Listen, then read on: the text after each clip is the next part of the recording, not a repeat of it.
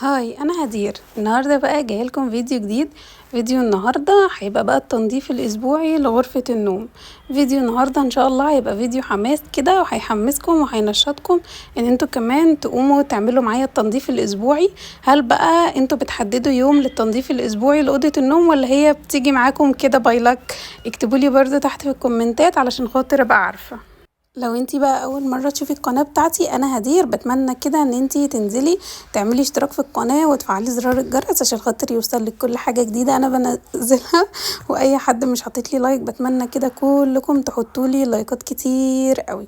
المهم هنا كنت عمالة اقول عايزة اطلع طقم سرير، اطلع اني. ففي الاخر رحت مطلعة ده بقى، قلت خلاص هطلع ده. بص، انا كنت يعني انا بحب الحاجات الفاتحة اكتر، بحب الحاجات الفواتح اكتر. بس قلت يلا بقى زي بعض، وهي بقى اللي جه معايا كده. قلت خلاص بقى هحطه، وبعد كده بقى احط الفاتح المرة الجاية. الفواتح كل ما افتكر، كل ما اقول على اي حاجة فاتحة افتكر فواتح يا وحيد يا لاشين. يلا ربنا يخرجها من حبسها يا رب. المهم دلوقتي بقى قلت اعمل اول حاجه كده، قلت افرش طقم السرير عشان الطقم ده بصراحه مضايقني بقاله كام يوم كده. فقلت لا خليه كده كده كفايه عليه كده، يلا نشيلوه. بص، اول حاجه بحب اعملها المخدات. مش عارفه ليه، يعني الناس كلها تعمل ملايه السرير اول حاجه، انا بحب اعمل اول حاجه المخدات يعني.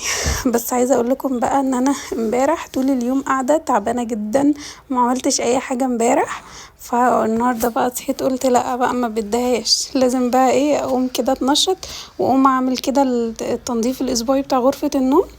الدنيا كلها تراب عندي زي العادة، يعني زي العادة. أنا لما بقعد أصلا يومين ما بكنس الشقة أو ما بمسحهاش بلاقي الدنيا كلها اتطربت، حتى العفش بلاقيه كله تراب. عارفين الإزاز؟ بلاقي الإزاز يعني محطوط عليه تراب. والله العظيم يا جماعة، أنا اللي يدخل عندي يقول إيه دي واحدة ما بتنضفش البيت بقالها سنتين. أنا مش عارفة إزاي، بجد أنا متضايقة جدا من الموضوع دوت. التراب كتير كتير كتير في الشقة. فبجد الموضوع مضايقني قوي، فبصراحة مش عارفة اعمل ايه فيه. المهم جبت بقى المنظف بتاع المفروشات علشان خاطر انضف الركنة والانتريه بره. قلت كمان هجرب انضف بيه المرتبة دي، ممكن ان هي تنضف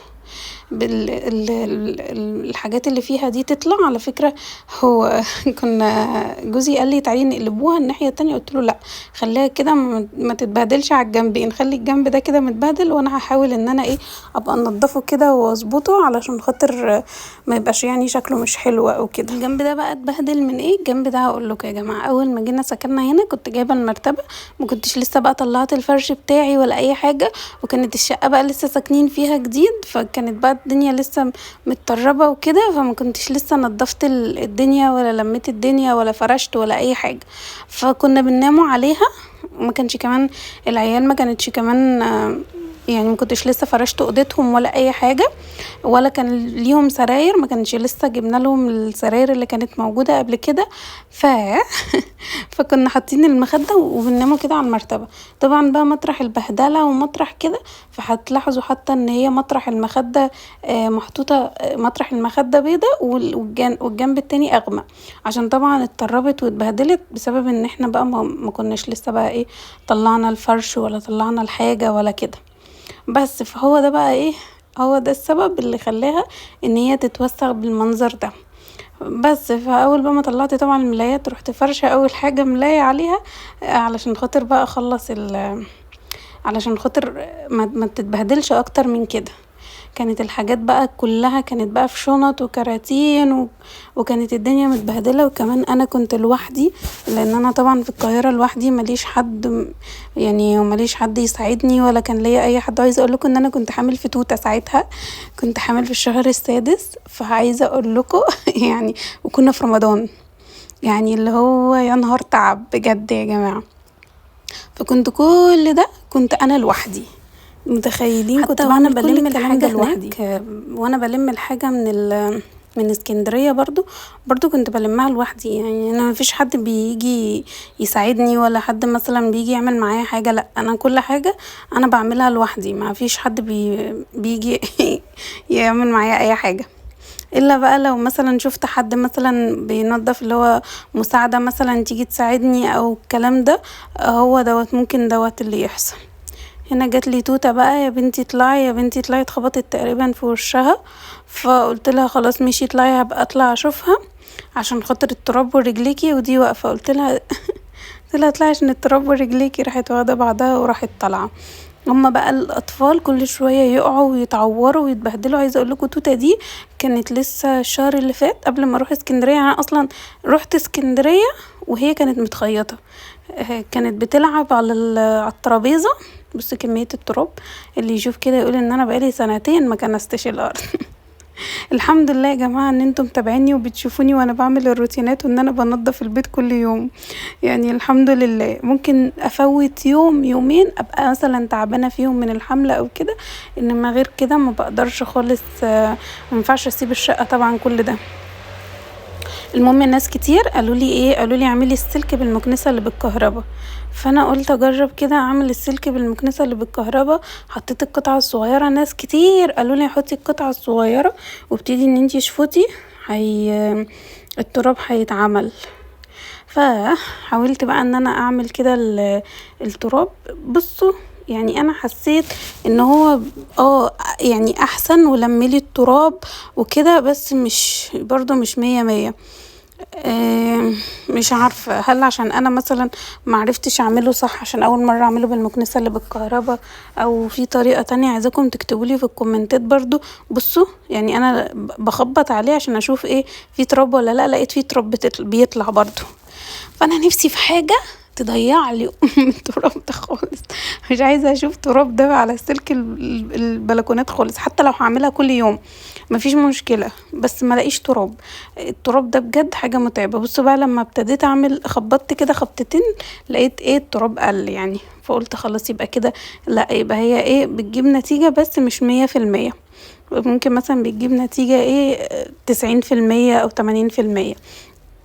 قلت اجرب بقى الجنب التاني، فقلت لا انا هطلع بقى البلكونه كده واعملها كده من جوه. فحسيت ان هي ايه ممكن شويه زي ما انتوا شايفين كده. قلت اعملها مره من بره ومره من جوه. عايزه اقول لكم المكنسه بقت فيها تراب وهدومي بقت فيها تراب والدنيا كلها بقى فيها تراب. اللي يشوف كده يقول ان انا ما بعملهاش. ما بعملش اي حاجه في البيت. عايزه اقول لكم البلكونه دي برضو كنت عاملاها، كنت مسيقاها من يومين برضو معاكم. الدنيا برضو اتطربت فيها. انا سيقتها بصراحه النهارده برضو بس ما صورتش معاكم وانا بسيقها. سيقتها عشان خاطر مطرح ما عملت التراب وكده، قلت عشان خاطر النهارده انا بعمل اوضه النوم، فخلاص انا هصور معاكم اوضه النوم بس، بلاش ايه يعني اوديكم في كذا حته تانية، فخليها ايه اوضه النوم تبقى اوضه النوم بس. هنا بقى جيت اعمل السريحة. بصوا الوضع ايه، لا يسر عبد ولا حبيب ولا اي حد. ما يسرش اي حد خالص. المهم جيت بقى ايه لم الحاجات دي، والحاجات اللي كانت عايزة تطلع برا الأوضة طلعتها، والحاجات اللي كانت عايزة تدخل الدرج دخلتها وكده يعني.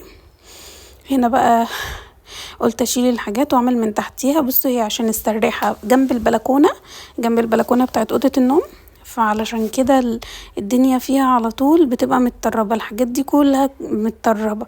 بصوا كنت جايبة اللي هي الريش ده اللي بينضف بيه. بصوا هو حلو بصراحة، هو مش وحش، بس انا عيالي ما قعدوهوش.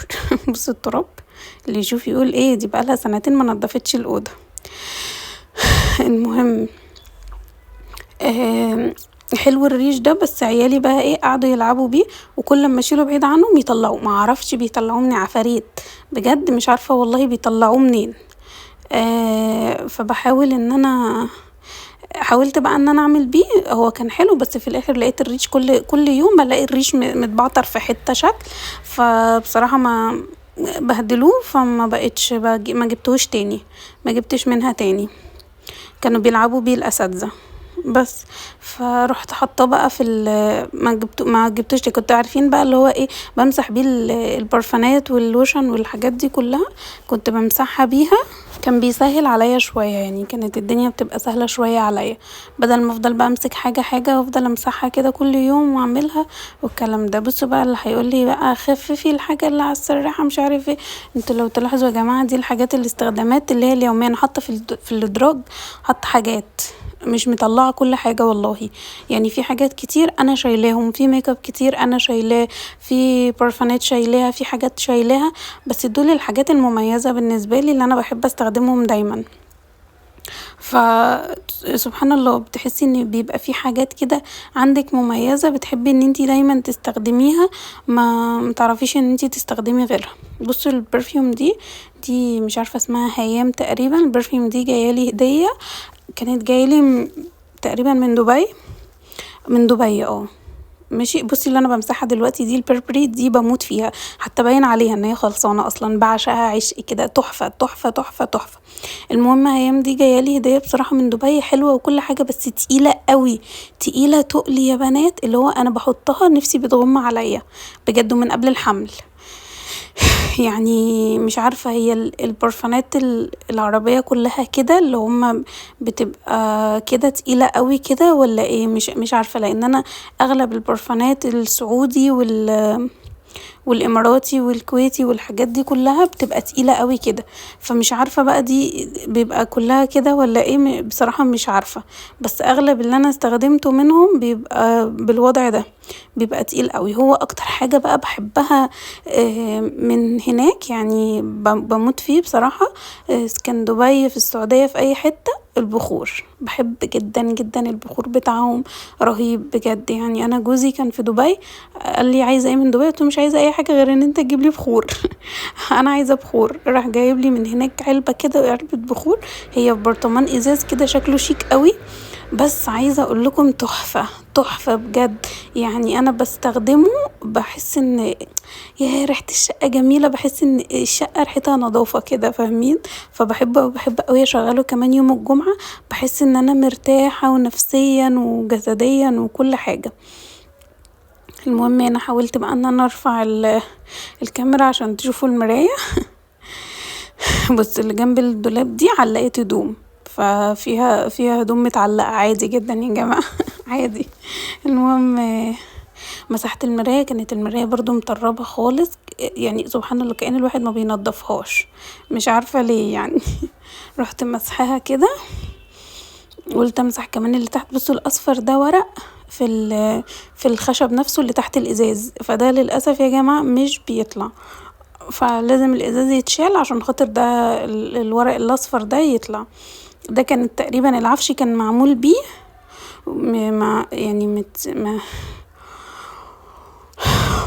ملفوف بيه او حاجه كده، وهو ما عملش، ما طلعش. هنا بقى قلت امسح البتاع ده الكومود. بصوا الكومود برضو ليه ازاز، الازاز بتاعه شايلاه انا ليه بقى، علشان خاطر طلع كبير شوية على الكومود فمحتاج يتقص، فحلوني بقى يا جماعة بقى لما يتقص. يعني انا بقى لي 3 سنين في الشقة هنا، داخلة في 3 سنين، توتا عندها 2.5 سنين وانا كنت حامل فيها في السادس، فحلوني بقى بصراحة على ما على ما تتعمل يعني. المهم اكمل لكم بقى موضوع توتا. فتوتا بقى ايه، بمناسبة توتا بقى كنا قاعدين في امان الله، راحت نط على الترابيزة، يعني قاعدة بتلعب، نطت من الركنة على الارض، راحت بقها جاي في الترابيزة، راحت شفتها من تحت اتفتحت، اتقطعت بقى خالص، حتة غويطة قوي، قعدت اصوت طبعا، رحت واخداها ونازلة بيها المستشفى. قعدت اقول للدكتور دي لازم خياطة ولا ايه، الاول وديتها الصيدلية، قالت لي لا خديها على المستشفى، دي لازم خياطة، دي غويطة، مش هينفع لها اي حاجة تانية. فرحت رحت بقى المستشفى، فقلت للدكتور ما ينفعش ان انا اي حاجة تانية غير الخياطة عشان ما اتعلمش وكده، قال لي لا ما ينفعش، هي لازم لها خياطة. طب هتاخد قد ايه؟ هتاخد غرزتين. فعمل اول غرزة، قلت له ما ينفعش يا دكتور تسيبها كده، صعبت عليا خالص، وهي عماله يا ماما يا ماما يا ماما، بس بتعيط وتعمل، صعبت عليا، ولا مع انه والله عطاها بنج، بس برضو صعبت عليا خالص. بس المهم اخدتها، انا كنت بعيط معاها، يعني هي بتعيط وانا بعيط معاها، رحت واخداها بقى وخلاص خيطتها، اخدت بقى ساعتها غرزتين وبتاع ده. معلش يا جماعه كل شويه بلقط نفسي.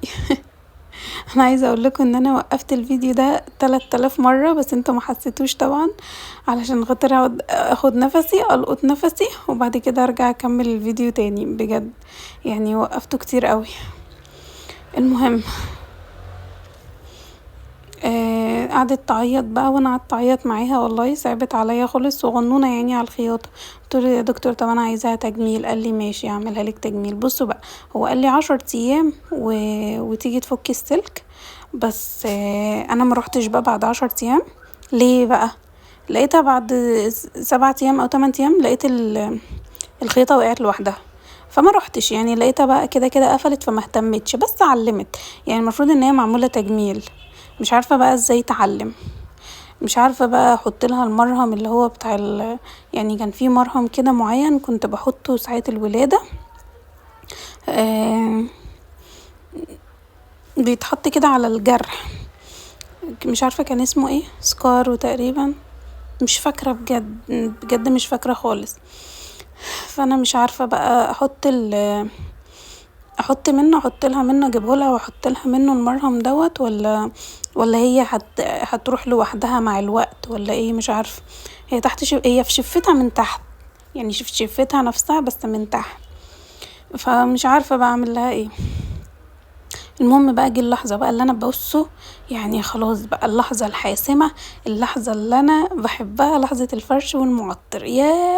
يا جماعه بجد بجد يا جماعه احساس تحفه. خلصت الاوضه وعملتها ونضفتها ومسحت كل حته فيها، يعني بصوا ما سبتش حاجه فيها غير لما عملتها.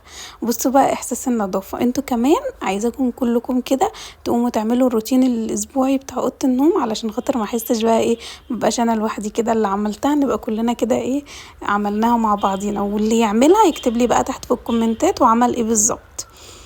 المهم هنا بحب بقى بعد ما اخلص دايما اوضه النوم بحب انور كده السرير، والسراحه كمان فيها ليد كده بنوره وبطفي الانوار. بصوا بقى احساس تحفه، احساس تحفه بجد يا جماعه. احساس النظافه ده مع الريحه الحلوه، ريحه الارض مع ريحه المعطر، ياه بصوا ده اللحظه اللي انا بحبها بصراحه. هنا بقى